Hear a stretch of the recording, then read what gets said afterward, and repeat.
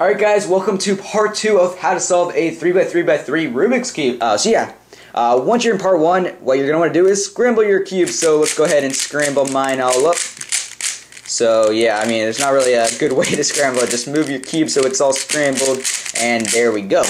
So once your cube is scrambled, we're going to be solving the white cross. So a cross is pretty much something like this. We'll solve, for example, the yellow cross. So a cross is something just like this, pretty simple, you know, just a yellow cross. And the first step of my method is to solve for the white cross. So in order to do this, you're going to need to first off locate, let me go ahead and scramble that cross up. You're going to have to first off locate the white side, which for me, I am missing the white sticker, but yeah, that's the white side. You're going to first off locate the white side and the yellow side. Now the white side should be opposite of the yellow side. If it's not on your cube, then maybe you took apart the cube and put it back together wrong, or you put the stickers back on wrong. You should have yellow across from white, you should have green across from blue, orange across from red, and yeah. So the first step of my method is pretty simple. You're going to locate the yellow side and the white side. So once again, white's across from yellow. You're going to put the yellow on the top, so just like this, and you're going to put 4 white pieces around the yellow. Now this is a white piece, it's around the yellow, so pretty simple like that. You're going to be putting the 4 center ones. So that's one. Let me just show you guys a sample of what this is going to look like real quick before I show you guys how. But yeah, that's 3 of them. And then the final one is down there, so just, you know, there we go. So there's 4, and you guys can ignore the corner pieces. Those don't really matter for this step. But yeah, you're going to locate 4 of them, and this is actually the easiest step of the tutorial. I mean, it's pretty simple. Just think about it, and you should be able to get the pieces intact yourself. But in case you can't, I'll give you guys some tips. So first off, there are going to be a few different positions where your white pieces can be. They can be, you know, already in position. They can be like this in the front. If they're right here in the front, just, you know, pretty simple. Just turn it up. Just like that, and now your piece is in position.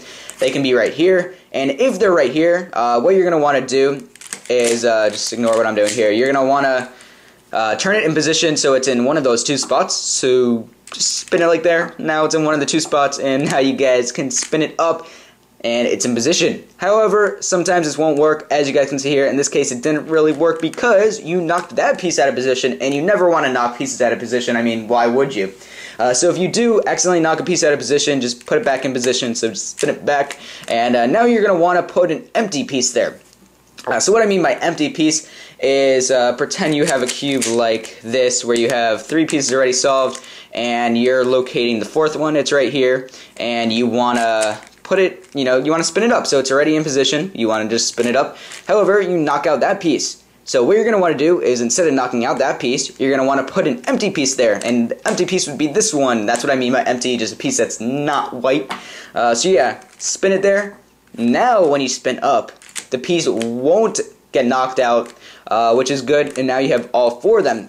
So for example, what I would do when I'm locating the piece is, as you guys can see here, this piece is kind of flipped. So once again, put it in one of those 2 positions, one of those 2. So there we go. Now you can flip it up. There's another one right here.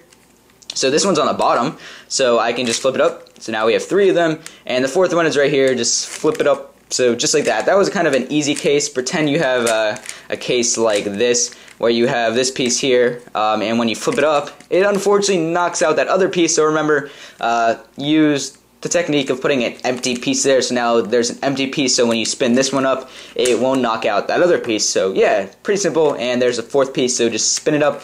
And yeah, so I'll show you guys the second step, which is now to put these pieces on the white side. So you may think, oh, that's easy, just spin twice. Well, yes, that is how you do it. However, just think about it like this. If you spin it twice, if you spin all of them twice, you will see here that you do have the cross.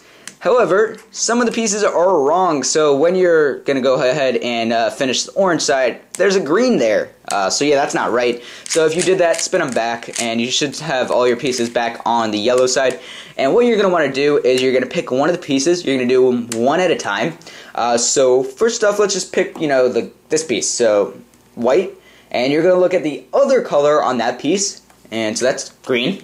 You're going to line the green up with the green center, so just like that, so it's now lined up. And pretend you chose a red piece. You would line it up with the red center. And now you're going to take the entire front and you're going to spin it twice. So just like you did before, to get it on the white side, spin it twice, just like that. Now it's on the bottom, and now it's lined up correctly. So here's the green, line it up with the green. So now the green's lined up, and spin it twice. So there's it twice. There's the blue. Line it up with blue. So just spin it twice. And finally, there's the orange. This one's already lined up, so you're lucky you don't have to do it twice. You don't have to line it up, so just spin it twice. And now you should have the white all solved. Of course, I don't have the white sticker there because it's missing. But yeah, now you have the white cross, and you're done with part 1 of how to solve the Rubik's Cube. So go ahead and click the annotation, and I'll bring you guys to the second part.